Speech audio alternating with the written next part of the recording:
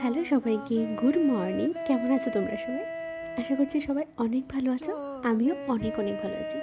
আমার নতুন একটি ভিডিওতে তোমাদের সবাইকে অনেক অনেক স্বাগত জানাই। আজকে ভিডিওটা দেখে নিশ্চয়ই বুঝতে পারছো এটা কিসের ভিডিও। 6 সেপ্টেম্বর ছিল আমার বার্থডে, আর আমার এবছর সেরকম কোনো কিছুর প্ল্যান ছিল না। প্রত্যেকবারই বলি যে কোনো কিছু প্ল্যান থাকে না, কিন্তু মনে মনে একটা ডিসাইড করে থাকি যে এই দিন আমি এভাবে কাটাবো। কিন্তু সত্যি বলতে কি, এই বছর আমার কোনো রকমই প্ল্যান ছিল না। কেন জানি না, মনে সেরকম একটা আনন্দই আসছিল না। আমি তো চলে গেছি ঘুমানোর জন্য, কিন্তু হঠাৎ দেখি বনু ডাকছিল, আর যেয়ে দেখি বনু আমার জন্য কেক নিয়ে এসেছে। মন মেজাজ সেরকম ভালো না থাকায় ভেবেছিলাম এবছর আর কিছুই করা হবে না, কিন্তু দেখলাম ঠিক 12টায় বনু আমার জন্য সারপ্রাইজটা রেডি করেছিল। The next day. আরেকটা গিফট, থ্যাংক ইউ। আরেকটা গিফট দাও, হাত পা দাও। এরা 5 টাকা দিয়ে সেটা চকলেট খেতে না, এনে করে 2 টাকা, 4 টাকা, 5 টাকা, 5 টাকা, 5 টাকা দিলাম। একটা রাত্রেবেলা তো কেক টেক কেটে খাওয়া দাওয়া করে ঘুমোতে ঘুমোতে প্রায় 1:30 থেকে 2টার মতো বেজে গেছিলো। আর সকালবেলাও ঘুম থেকে ঠিক তাড়াতাড়ি উঠতে পারিনি, কিন্তু 8টা যখন বাজে তখন দেখলাম আমাকে প্রিয়াঙ্কা এসে ডেকে তুলছিল।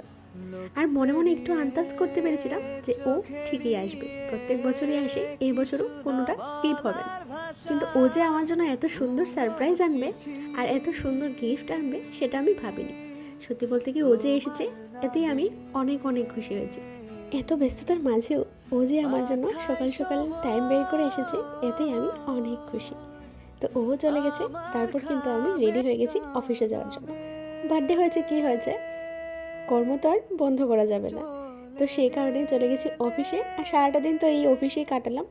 তারপর সন্ধ্যাবেলায় বাড়িতে এসে ও বলছিল একটু রেডি হও, আমরা একটু ঘুরতে যাব। এবছর সেরকম কোনো প্ল্যান না থাকায় বাড়িতে আর কোনো কিছুই করা হলো না। সেরকম কোনো কিছু প্ল্যান না থাকলেও কেকটা তো আমাকে কাটাবে সেটা আমি আগে থেকেই আন্দাজ করতে পেরেছি। আর কেকটা কিন্তু ভীষণ সুন্দর হয়েছে, আমার তো খুবই পছন্দ হয়েছে। তোমাদের কেমন লেগেছে অবশ্যই কিন্তু কমেন্টে জানাবে। আর সত্যি বলতে কি, এই কেকের ডিজাইনটা ও নিজে চুজ করে নিজে অর্ডার দিয়ে বানিয়েছে, এটা তো আমার জন্য আরও ভীষণ স্পেশাল।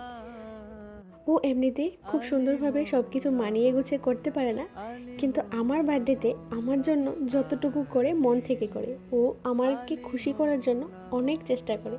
তো যাই হোক, আমি তো অনেক অনেক হ্যাপি। আজকের দিনটা কিন্তু বেশ ভালোভাবে আনন্দে আনন্দে কেটেছি। তো এখন হচ্ছে কেক কাটিংয়ের পালা। আর আজকে মা বাবু বাড়িতে ছিল না, সেই কারণে বাড়িতে আর এরকম কোনো সেলিব্রেট করা হয়নি। তো সেই কারণেই আমরা রেস্টুরেন্টে এসেছিলাম।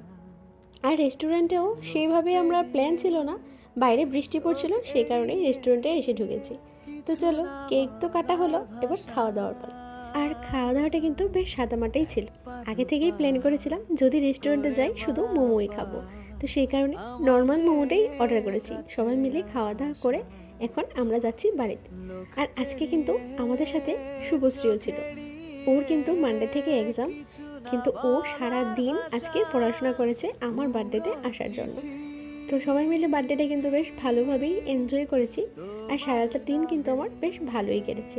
সেরকম কোনো প্ল্যান না থাকা সত্ত্বেও দিনটা কিন্তু বেশ ভালোই আনন্দেই কাটিয়েছি। তো চলো, আজকে ভিডিওটা এখানেই শেষ করছি। যদি ভিডিওটা ভালো লেগে থাকে অবশ্যই কিন্তু like, comment, share and subscribe করে দিও। দেখা হচ্ছে অন্য কোনো সুন্দর একটা ভিডিওতে।